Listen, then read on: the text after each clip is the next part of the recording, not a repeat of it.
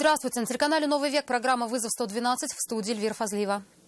И сегодня мы расскажем, как на улице Мира под колесами «Лады» погибла 42-летняя женщина. Где-то по диагонали получается вот отсюда, потому что здесь открытая площадка, я бы увидел бы ее. Сдали нервы. А вы употребляете наркотики? Девушка, закройте дверь, пожалуйста. Пассажир иномарки выбросил сверток и пустился на утек при виде автоинспекторов. А также обвиняются в изнасиловании и убийстве 16-летней девушки. Вины не признают. Наша задача стоит, как говорится, помочь нашим подзащитным доказать свою невиновность. Старт судебного процесса. Это и не только. Прямо сейчас.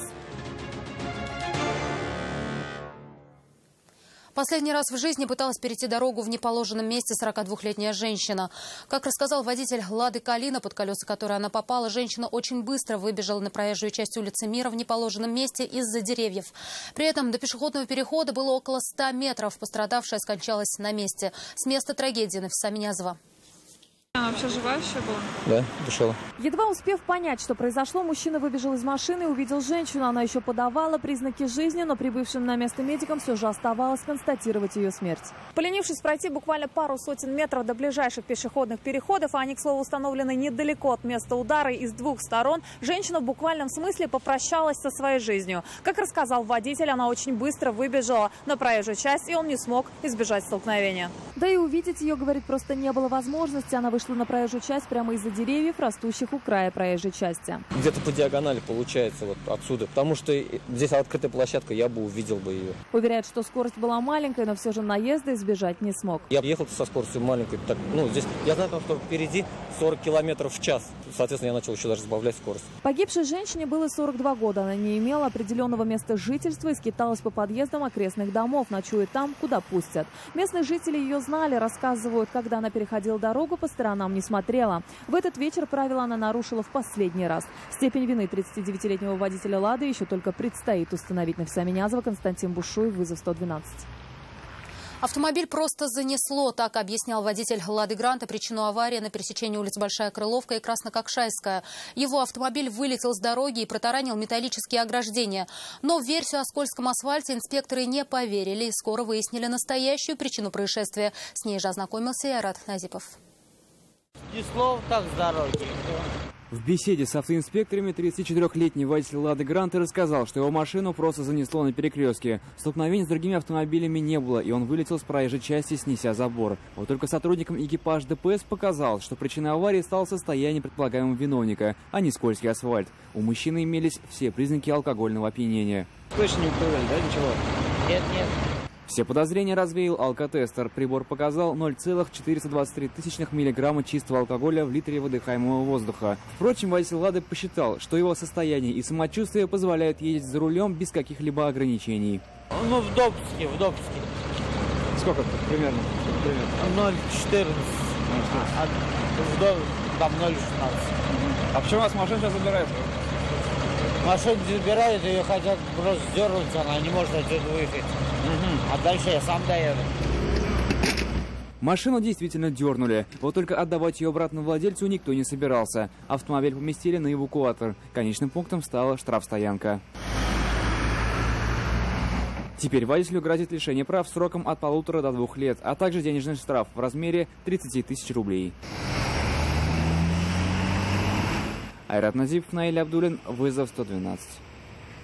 А на улице Васильченко автоинспекторы задержали нетрезвого 20-летнего молодого человека, который управлял «Ладой» 14-й модели. Заметив его неадекватную манеру вождения, сотрудники остановили автомобиль, чтобы проверить документы водителя. И тут же почувствовали исходящий от него запах алкоголя. Алкотестер подтвердил догадки инспекторов. Теперь молодому человеку предстоит ответить за езду в пьяном виде. Свой путь в этот вечер он продолжил уже пешком. Его машину отправили на штрафстоянку. Выскочил из машины, выбросил сверток и пустился на утек. Мужчина-пассажир иномарки таким вот образом привлек внимание стражи порядка сразу после того, как автоинспекторы на проспекте Амирхана остановили Volkswagen Polo для проверки документов. Убежать далеко молодой человек не смог. С места задержания Алия Хайрудинова. У вас какое-то незаконное вещество изъяли, да? Нет? А вы употребляете наркотики? Девушка, закройте дверь, пожалуйста.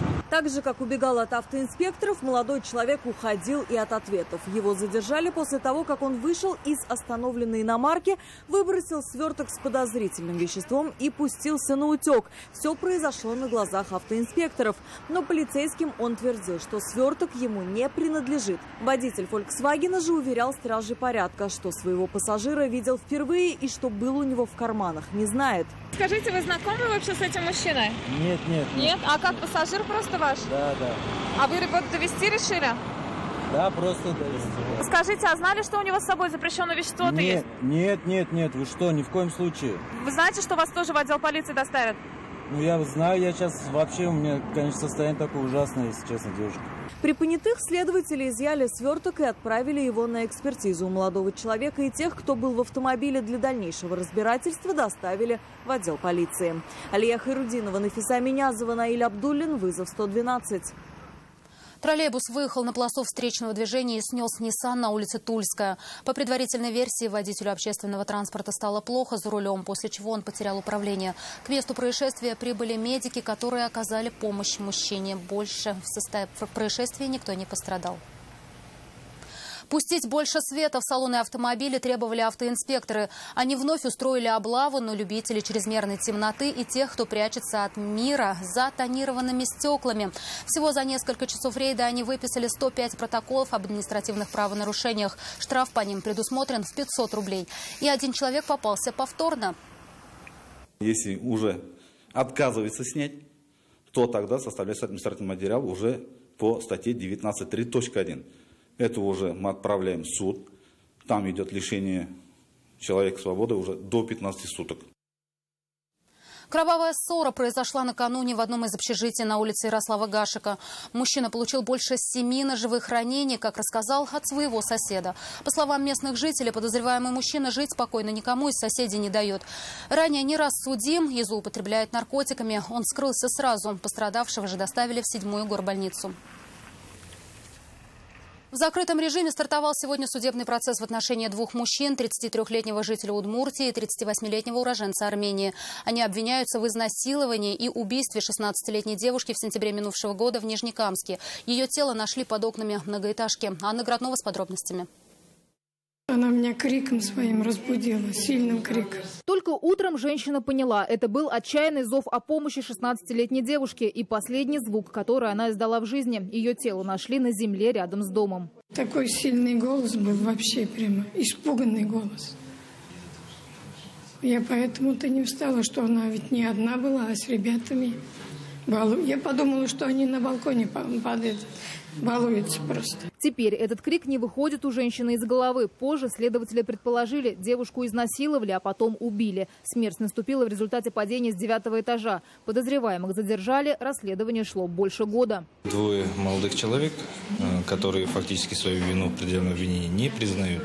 И мы также, как сторона защиты, уверены в их невиновности. Поэтому наша задача стоит, как говорится, помочь нашим подзащитным доказать свою невиновность. Свидетели же в невиновность подсудимых не верят. Говорят, слишком хорошо знали погибшую. Девушка была студенткой педагогического колледжа, приехала в Нижнекамск из Удмуртии, жила в общежитии и была у всех на виду.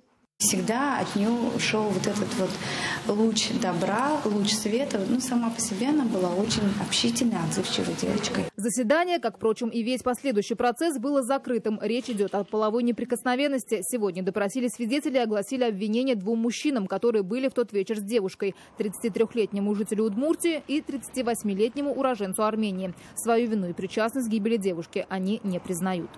Анна Городова, Анастасия Шакирова, Евгений Лозаев. Вызов 112.